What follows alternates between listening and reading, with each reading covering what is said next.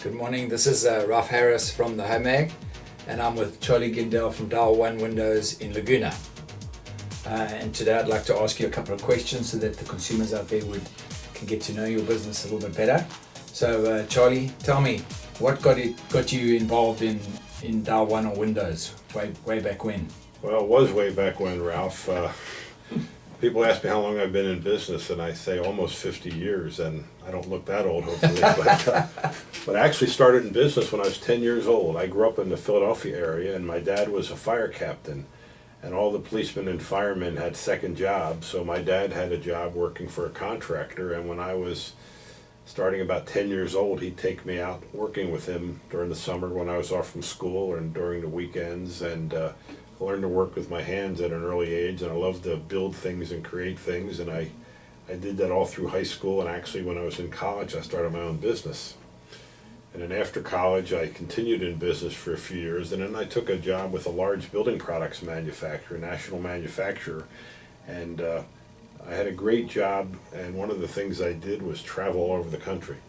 And in traveling, I'd come to Southern California back in the early 1980s, and I just fell in love with Wow. the weather out here. So you've seen quite a bit of change since 1980. Yes. So 29 years ago, I moved out here and started this business, and been doing it ever since. Amazing. Okay, so one of the questions that you were talking about earlier was trying to compete on price alone.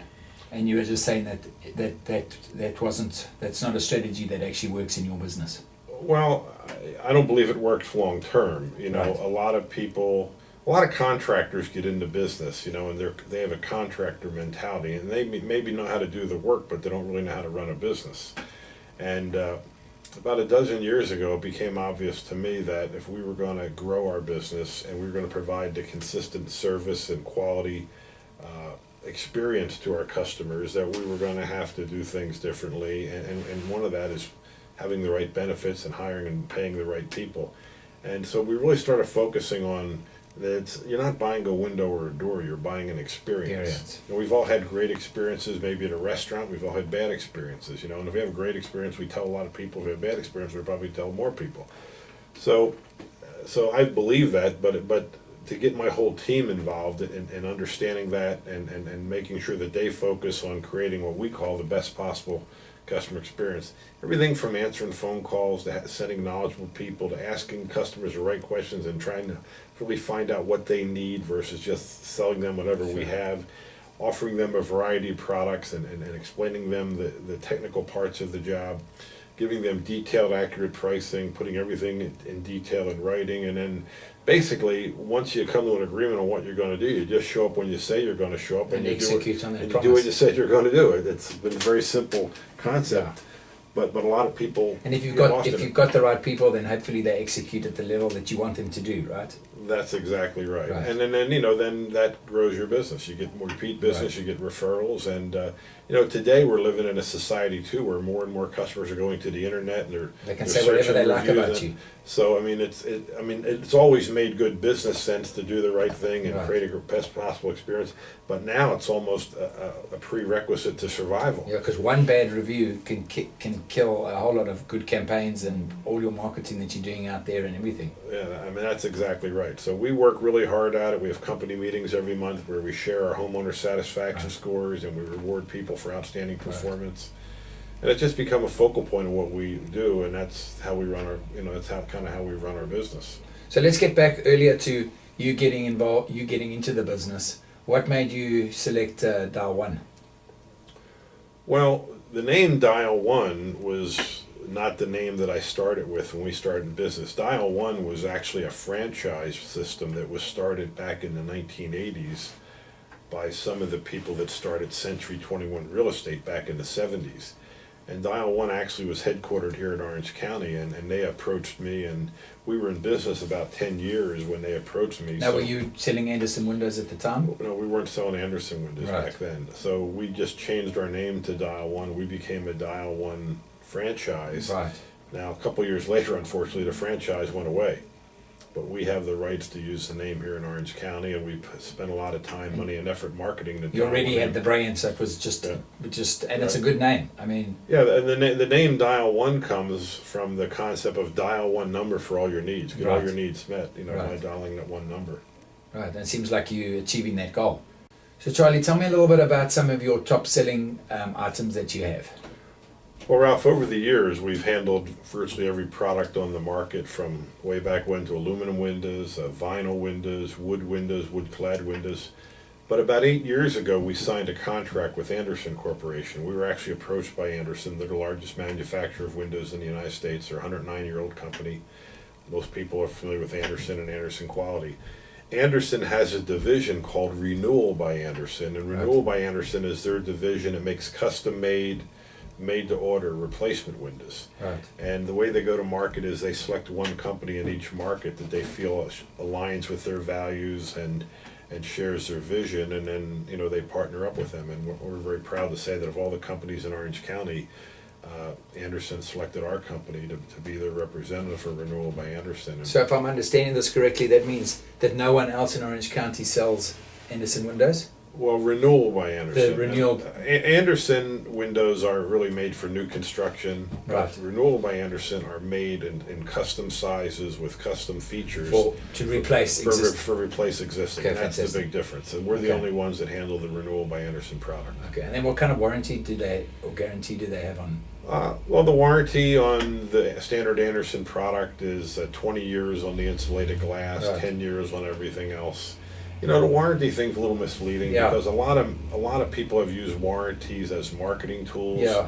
almost indicating that the warranty is indicative of the expected lifespan of the product, when in reality that's not true. 'Cause I can tell you firsthand, because I handled vinyl windows back in 10, 12, 15 years ago from manufacturers who were giving out lifetime warranties. Knowing that they weren't going to last that long anyway. Well, several of the manufacturers are out of business, Yeah, so so the the warranty's homeowners have gone no away. warranty. Yeah, And then some of the ones that are still in business now have changed their product lines completely, so they no longer can get parts and pieces for the old windows.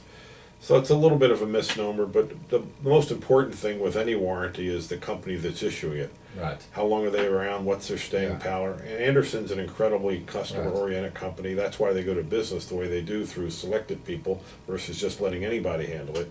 I mean, all of our crews have been trained and certified by Andersen, and they have ongoing training, and every customer is required to fill out a customer satisfaction survey to make sure that we're performing. And I'm proud to say that last year, out of 110 locations across the country, our company was one of 3 locations that won what they call the Best of the Best award, which has to do with sales growth, also has to do with operational excellence, and has to do with customer satisfaction. So we're pretty proud of that. That's amazing.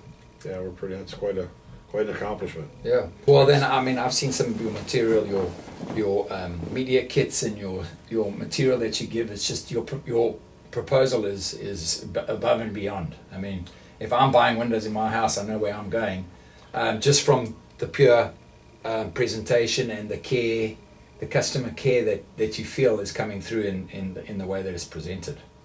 Well, thanks. I mean, we work hard at what we do, and this is my business. It's Yeah. my life. It's what I've chosen to Yeah. do with my life. I live and breathe it 24/7, 7 days a week, and my wife will tell you I never take a day off. Even when I'm off, I'm not off. My mind is going. I'm always looking to make things better. Better. Not that I'm dissatisfied with what we have or what we're Yeah. doing, but being in business to me is like being on a journey where you never quite arrive at the destination. Yeah, you're never going to, right? You're Every always- day you just hope you're getting a little bit closer, but there's, no matter how well you do, you can always do better. I know that's Yeah. what gets me out of bed in the morning, and that gives me my energy, and that's what I try to get my whole team to focus on, is a never-ending improvement process.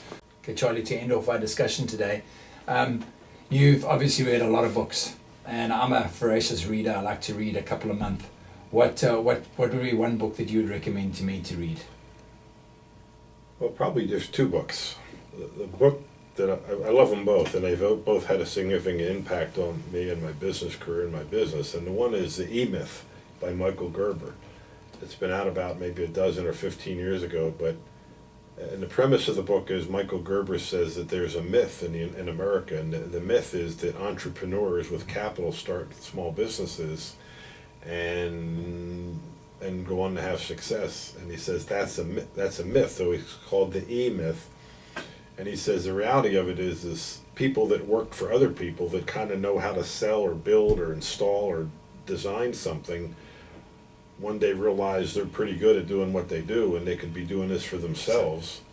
And then some of those people actually migrate to doing it for themselves and they wind up starting a business. And then the second book, which is probably my favorite, is Good to Great by Jim Collins. Right. And in that book he talks about how some companies went from good to great, and the differences between companies that were good companies and stayed good companies, and companies that were good companies and made the transition to great companies. And he gives you the criteria in there for how they determine that. And the premise of the book is that good is the enemy of great. That a lot of people don't have great lives or don't build great businesses, or we even don't have great schools because a lot of people become satisfied with average. With average, with being good enough. Yeah.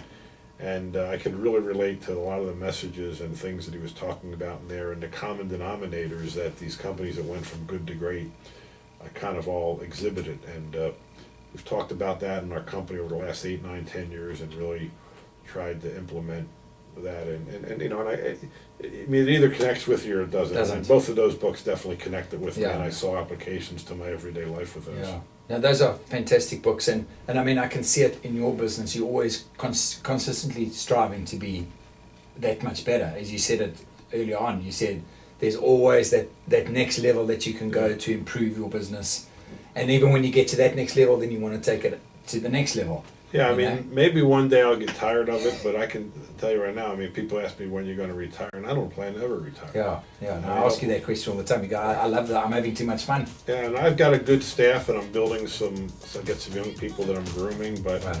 I mean, I love the interaction. I love meeting the customers. I love dealing with the day-to-day challenges of any business, and I love working with my fellow team members. So I mean, I don't think I'll ever retire.